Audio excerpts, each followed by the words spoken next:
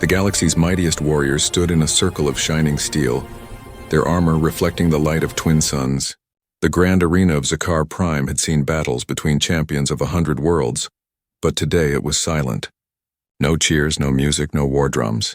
Every eye was locked on a small group of humans standing in the center. The humans looked simple.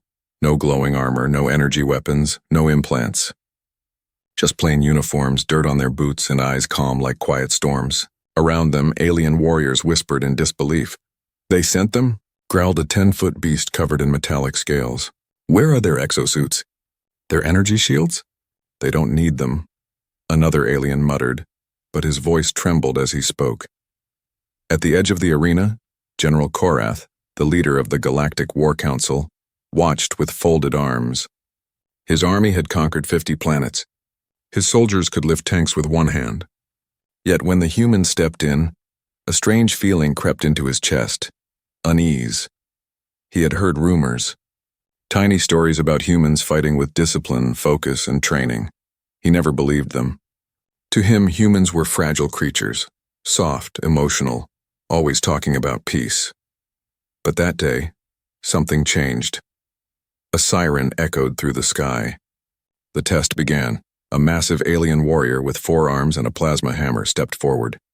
His name was Rotok, champion of 3 galaxies. He grinned, showing rows of sharp teeth. "I will crush them quickly," he said. The humans didn't answer.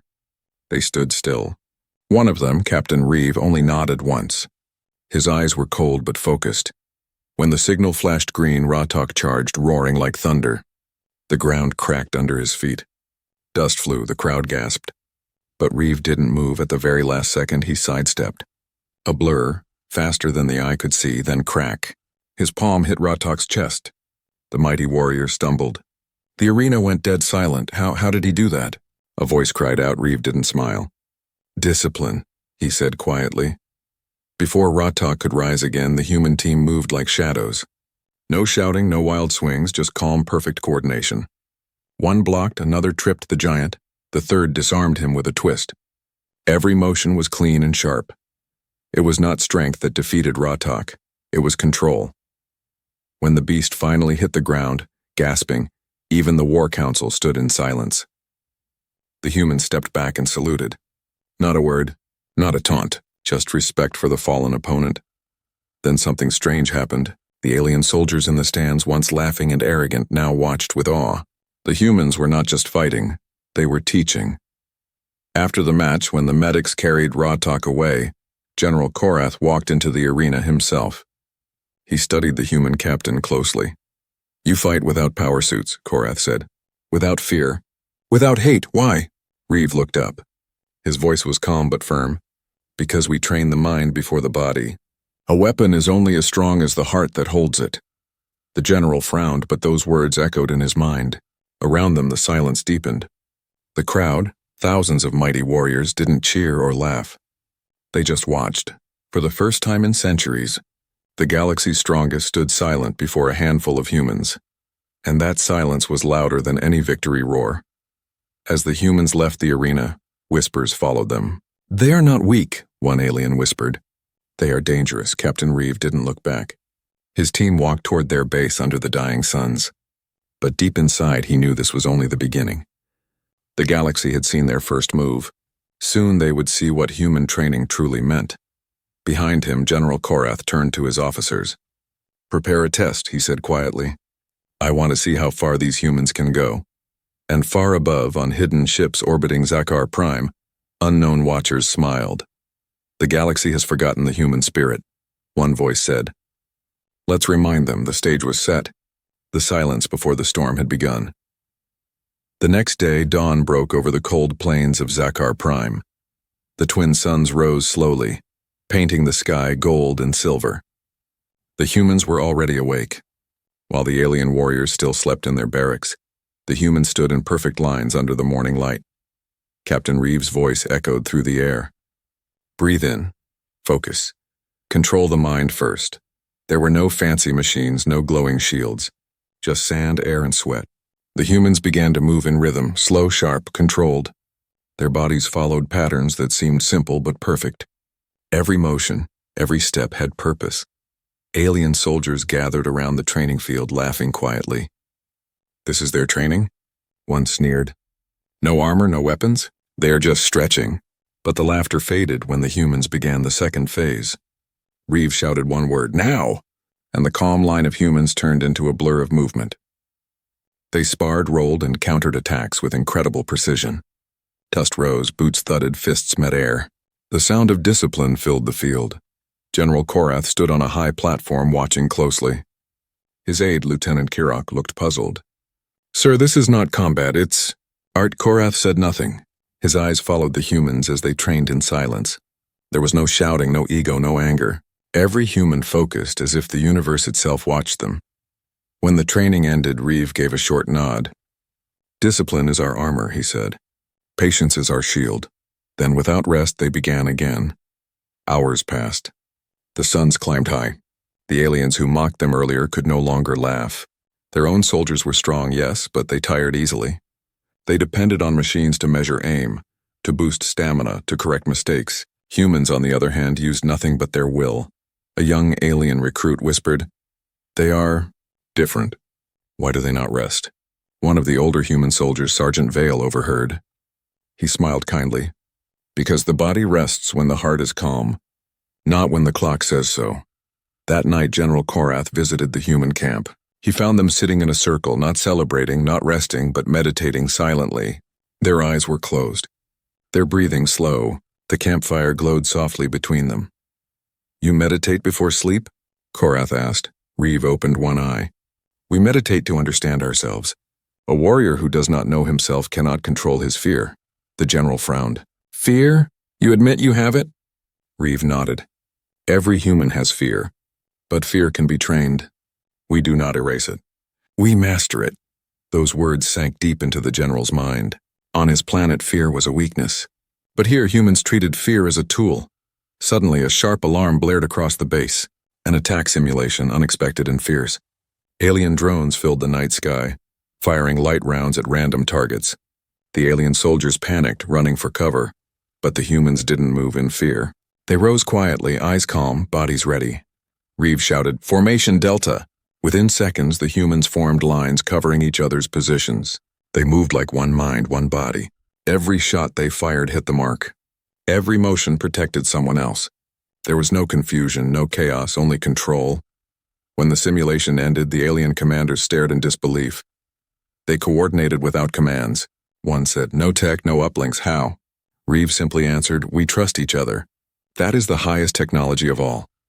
The next morning, rumors spread across the base. Warriors from distant worlds came to see how humans trained. Some mocked less now. Some even tried to copy their movements. But few could match their balance of calm and power. General Korath walked through the field, silent and thoughtful. He finally understood that human strength came not from muscle or weapon, but from unity, mind, body, and spirit as one. Before leaving, he turned to Reeve and said, "Tomorrow I will send my best troops to train with you. Let us see if the galaxy can learn what humans already know." Reeve saluted. "We don't want to teach," he said softly. "We want to remind everyone, strength begins inside." And as the sun set again, the sound of quiet training echoed through the night, steady, disciplined, and unstoppable.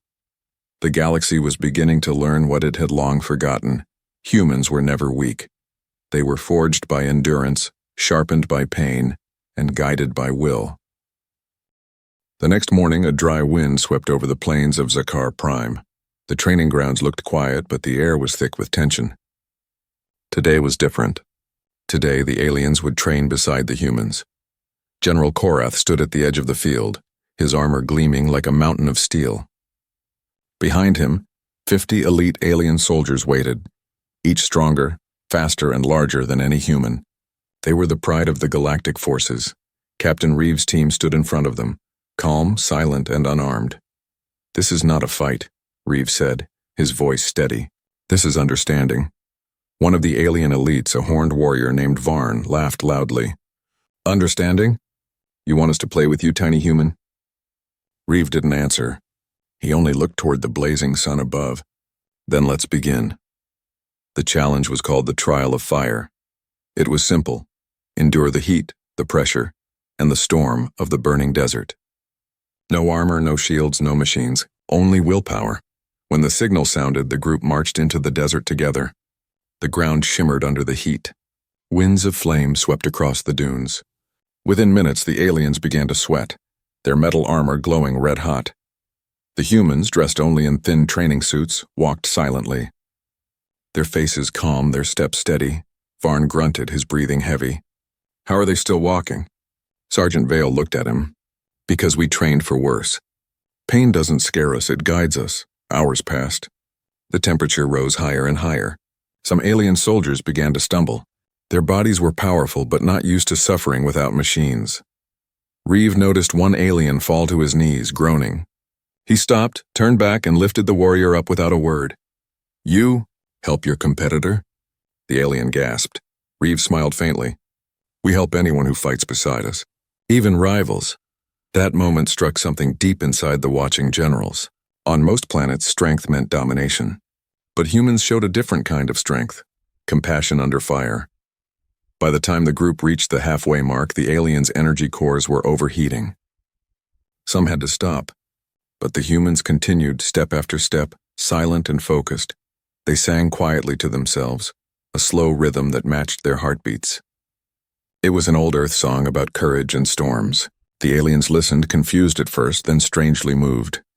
When night finally fell, the desert turned cold. The temperature dropped sharply. The aliens shivered, their bodies unused to such extremes. But the humans sat close together, building small fires from whatever they could find. Reeve motioned to the aliens. "Come closer." Heat doesn't care about pride. The proud warriors hesitated, but then, one by one, they joined the circle. Together they shared the fire, the warmth, and the silence of the stars. Varn stared into the flames and spoke quietly. "You humans are strange. You fight like machines but care like healers." Reeve looked up at the stars. "That's how we survived on Earth. The universe never gave us power. It gave us storms, hunger, and loss. So we learned to fight and to care." The next morning, when they returned from the desert, even the mighty General Korath bowed his head slightly to the humans. His soldiers, once proud and loud, walked silently behind the humans in respect. Later that evening, the Galactic High Council sent new observers. They had heard rumors that humans endured where others failed, that they trained without fear, and that they fought without hate. The observers watched closely as Reeve's team trained again, barefoot on hot sand, moving with grace and strength. One alien whispered, "Their weakness is their greatest power, they feel everything." That night, as the stars burned above, Reeve gathered his team. "The test was never about fire," he said. "It was about spirit. They needed to see that real warriors are not built by comfort, but by struggle." In the distance, General Korath watched silently. He finally understood something he had never known before. Power could be taken, but willpower must be earned. And as the humans finished their quiet drills under the fading suns, the galaxy began to whisper once again. "Humans don't conquer worlds," one voice said. "They conquer limits." The challenge of fire had ended, but in every alien heart that saw it, a new flame had begun to burn. The twin moons of Zakar Prime hung over the horizon, lighting the metallic city below. Inside the War Council's great hall, General Korath sat alone. His heavy armor lay beside him, and the fire in his eyes had dimmed. He had seen thousands of battles, yet none had shaken him like the sight of the humans walking through fire without fear. He remembered their calm faces, their teamwork, their silence. No shouting, no panic, just control. It haunted him. A soft knock echoed at the door. Lieutenant Kirok entered quietly. "Sir, you should rest. Tomorrow the council meets again." But Korath didn't look up. "Rest," he muttered. "Tell me, Kirok, when was the last time we trained without our machines? When was the last time we trusted our bodies, not armor?" Kirok hesitated. "Generations ago, sir. Before the age of metal." The general stood slowly, his joints cracking. "Then maybe that was when we lost something." The next morning, while the alien troops slept, Korath walked toward the human camp. His boots crunched over dry sand. The smell of smoke and sweat filled the air. The humans were awake, already training under the rising sun. They moved with quiet power. Their bodies were tired but strong, every motion balanced like art. Captain Reeve noticed the general and saluted. "General Korath!" To what do we owe the visit? The alien commander looked awkward for the first time in his life. I came to learn. The humans stopped training. The silence was heavy. Then Reeve nodded. Then step into the circle. The training ground was simple, no weapons, no armor. Only the circle of sand where truth was revealed. Korath entered, his muscles tense.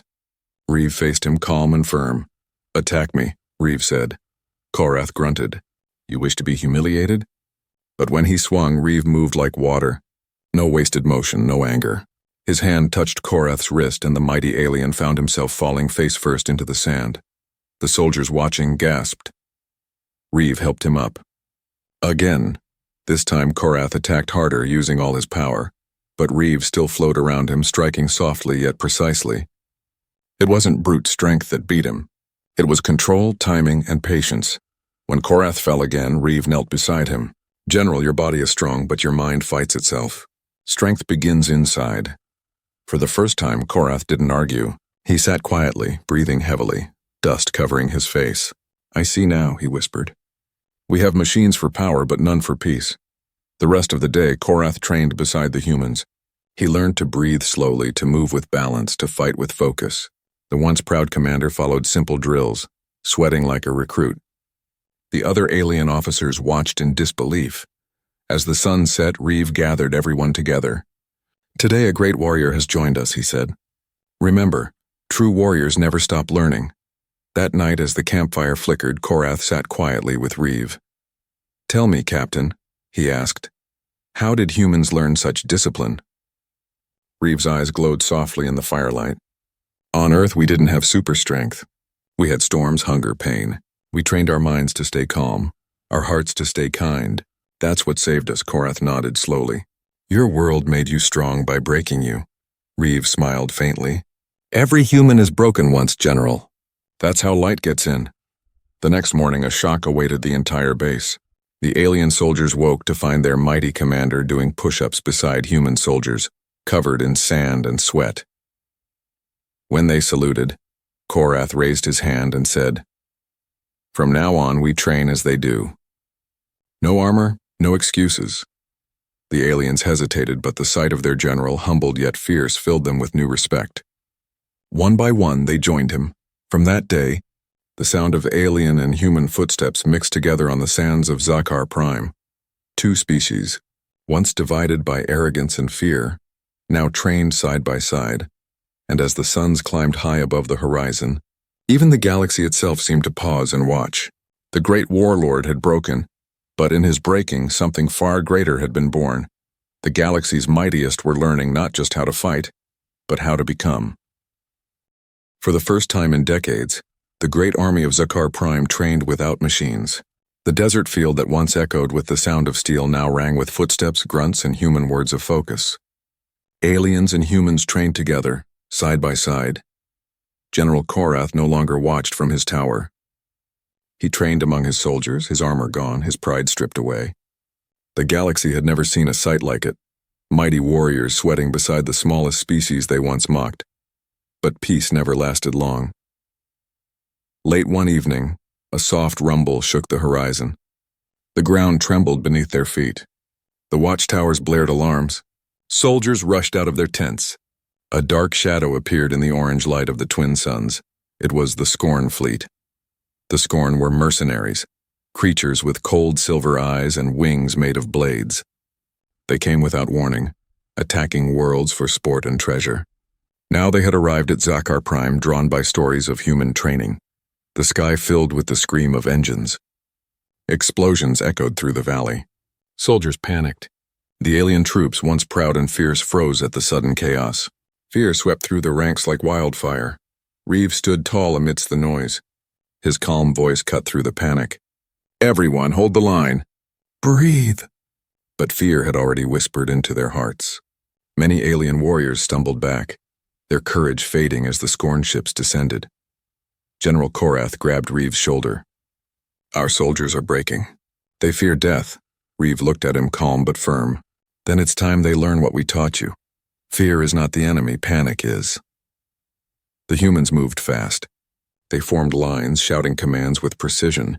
They took defensive positions, their movements smooth and controlled even as bombs fell nearby. One alien officer yelled, "How can you stay calm when death is coming from the sky?" Reeve answered, "Because we accept death. We train not to escape fear but to face it together."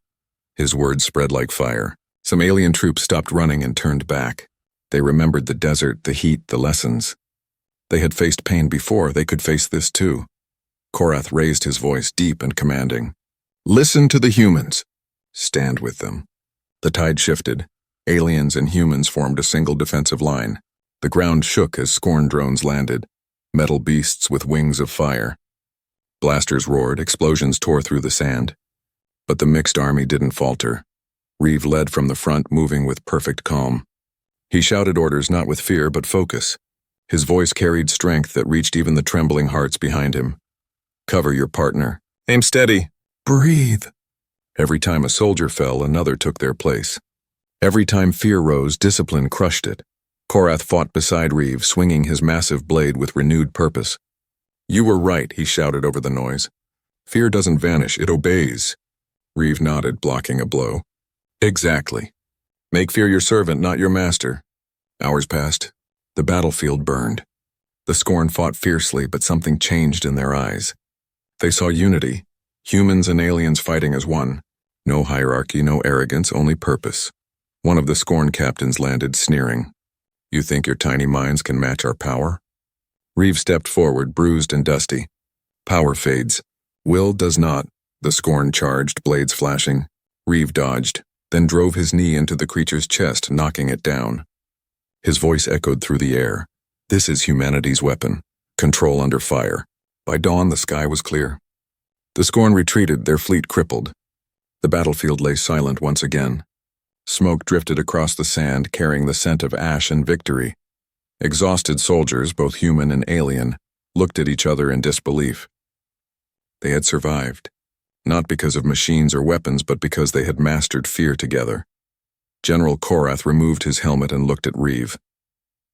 "You've changed us," he said quietly. "We used to think victory was strength. Now I see victory as unity." Reeve smiled faintly. "The galaxy has many enemies, General. But the greatest one always hides inside the whisper of fear. Once you control it, no army can defeat you." As the twin suns rose once more, their light touched the mixed army standing on scorched sand, bruised, tired, but proud. For the first time, alien warriors saluted humans not out of duty, but out of respect. The galaxy had witnessed something new. Fear had come to test them, and humanity had taught them how to silence it. The battlefield of Zakar Prime still smoked under the twin suns. Shattered drones lay half-buried in the sand, their metal wings twisted and black, the scent of burnt steel mixed with dust and sweat. But amidst the ruins stood something new, silence not from fear but from respect. Humans and aliens stood side by side, tired but alive. For the first time, no one looked at ranks, color, or species. They looked at one another as equals, warriors who had shared pain and victory. General Korath limped across the battlefield, his armor cracked, his face marked with dust and blood. He stopped before Captain Reeve, who was tending to a wounded alien soldier. "You saved this world," Korath said. Reeve shook his head. "No, we did, together." The general's deep voice softened. "Then together we will build something stronger." By the next sunrise, the Council of Commanders gathered in the Grand Hall. The chamber was filled with beings from across the stars, scaled, feathered, and armored, each representing a different world. For the first time, humans were invited to stand among them. General Korath stepped forward, his voice echoing through the hall. "We called them weak," he began. "We laughed when they trained without machines. We thought we were strong until fear broke us. But the humans showed us another kind of strength, the kind that survives when everything else fails." Murmurs spread through the room. Some commanders looked uncertain. Others nodded in quiet agreement. Korath turned toward Reeve, who stood silently beside him. "Today I ask that we form a new alliance, an oath not of domination but of discipline, an oath of steel." Reeve stepped forward, his calm gaze moving across the hall. "On Earth," he said, "steel is made by fire. It begins weak, but heat makes it strong. So are we. We come from different worlds, but the same fire can forge us into something greater. One force, one heart." A long silence followed. Then one by one the commanders rose from their seats. The feathered queen of Varnus spoke first, her voice soft but steady. "Let the humans lead our training." A deep roar of approval filled the chamber. That day, under the blazing light of the twin suns, the oath was written. Each species carved their mark into the great steel tablet, a promise of unity. They called it the Oath of Steel. Every warrior swore the same words. "We fight not to conquer, but to protect. We fear not pain, for pain is the forge. We stand together, unbroken, unbending, unafraid." When the final words echoed through the valley, a wave of energy seemed to pass through every soldier present. It wasn't magic, it was conviction. The following weeks changed everything. Training grounds were built across the galaxy. Human fields, they called them. Soldiers of all races came to learn the way of focus, breath, and unity. Machines were still used, but not as masters, only as tools. Warriors learned to rely on their own hearts first. In one such field, a small alien recruit trembled during his first trial. He looked at Captain Reeve and whispered, "I can't do this." Reeve knelt down beside him and smiled. "Then don't try to be fearless. Be brave while you're scared. That's what makes you stronger." The boy nodded, wiped his tears, and stood again. The lesson spread far and wide. General Korath visited Earth soon after, walking through human academies and training camps. He saw children running, laughing, falling, and rising again. No fear, no arrogance, only will.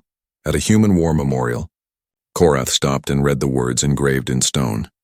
"Courage is not the absence of fear, but the victory over it." He stood silently for a long time, then he whispered, "Now I understand." Across the galaxy, change began to ripple. Soldiers once proud of their weapons now trained barefoot. Leaders once ruled by ego now bowed before humility. And though the stars were filled with dangers, one message had spread to every corner of known space. Humanity was not the weakest race, they were the teachers of strength. Under the Oath of Steel, thousands of species stood united. For the first time in galactic history, peace did not come from fear of power, but from respect for discipline. As the twin suns set beyond the horizon, Captain Reeve looked up at the stars. "They thought humans were fragile," he murmured. "But even steel bends before the human spirit." And somewhere beyond the stars, new eyes watched. The same scorn who had fled in defeat. But this time they whispered not in mockery, but in fear. Because the galaxy had learned a new truth. The humans were not just soldiers, they were the forge itself. Months passed since the Oath of Steel was forged. The galaxy grew quieter. The sound of training fields replaced the sound of war. Across 1,000 worlds, alien and human soldiers learned side by side, repeating the same words every morning, unbroken, unbending, unafraid. But peace never lasts forever. One night, as the twin moons of Zakar Prime hung over the horizon, an old shadow returned. The Scorn Fleet, larger, deadlier, burning with vengeance. Their ships, black as void and sharp as knives, appeared from hyperspace. They didn't send a warning. They didn't ask for mercy. They came to destroy what humans had built, to break the unity that now bound the stars. On the surface, alarms screamed through the camps. Warriors leapt from their tents, rushing to defense lines. The ground trembled as energy blasts struck the desert, lighting up the night like day. General Korath ran to the command center, his armor shining silver under firelight. "How many?" he barked. "Hundreds of warships, sir," replied an aide. "They've surrounded the planet." Korath looked toward the human camp. "Then call Reeve." Captain Reeve appeared moments later, calm even as the sky burned. He looked at the display of incoming ships, his eyes steady. "They're not here to conquer," he said. "They're here to test if we meant what we said." Korath gritted his teeth. "They'll find out soon enough." The humans and aliens gathered together on the dunes, shoulder to shoulder. Old enemies now stood as brothers. The smallest species among them, the humans, stood in front, unflinching. Reeve raised his hand. "Remember your training. The Scorn think we will run. Show them they're wrong." The soldiers echoed together, voices rising like thunder, unbroken, unbending, unafraid. The first Scorn strike fell like a storm. Bombs tore through the desert. Fire rolled across the fields. Yet the new alliance didn't scatter. They moved like one living machine, calm, organized, deadly. Human sharpshooters targeted weak points in the Scorn ships. Alien engineers powered up defensive walls. Korath led the front line, roaring commands, while Reeve directed the rhythm of battle like a conductor guiding music. Still, the scorn pressed harder. Their leader, a tall, winged monster named Varix, descended from the largest ship. His armor glowed red, his voice thundered across the battlefield. "You think unity makes you strong?" he snarled. "You are nothing but dust pretending to shine." Reeve stepped forward, his uniform torn, his face calm. "Dust can become steel," he said. "And steel can cut gods." With that, the final battle began. The ground shook as thousands clashed. Lasers lit the sky. Swords of plasma and claws of metal collided. Amidst the chaos, humans moved in formation, never losing focus, never shouting. Their discipline confused the Scorn, who fought with rage, not reason. At one point, Varix himself faced Reeve. Their eyes met across the flames. "You teach weakness," Varix hissed. "You teach emotion." Reeve's tone was calm. "No, we teach control." "Try it," the Scorn leader charged. His wings sliced the air. His blade swung down, but Reeve sidestepped and struck once, precise and clean. The mighty warrior stumbled back, roaring in pain. "You are only human," Varix shouted. Reeve stood tall. Exactly. Behind him, the humans and aliens fought as one. Korath's roar echoed through the dunes as he crushed an enemy drone under his fist. The battlefield glowed with courage, not hate. Within hours, the Scorn line began to break. Their ships, confused by coordinated counterattacks, fell from the sky one by one. The Alliance's formation held strong, like steel under hammer. Finally, Varix looked around and saw his army collapsing. His rage turned to disbelief. "This is impossible," he cried. Reeve stepped closer, his voice steady. "You lost the moment you underestimated unity." With a final blow, Korath struck the Scorn leader down. The battlefield fell silent. The war was over.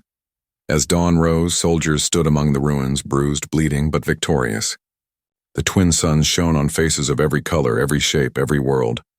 Korath removed his helmet and turned to Reeve. "They came to break us," he said. "But instead they made us stronger." Reeve nodded. "That's how humans have always grown, under fire." The crowd gathered around. Together they raised their weapons toward the rising light and shouted, "Unbroken, unbending, unafraid." Weeks later, news of the victory spread across the galaxy. On distant worlds, children of every race spoke the same new legend. How the weakest species became the strongest teachers. How humanity taught courage to the stars.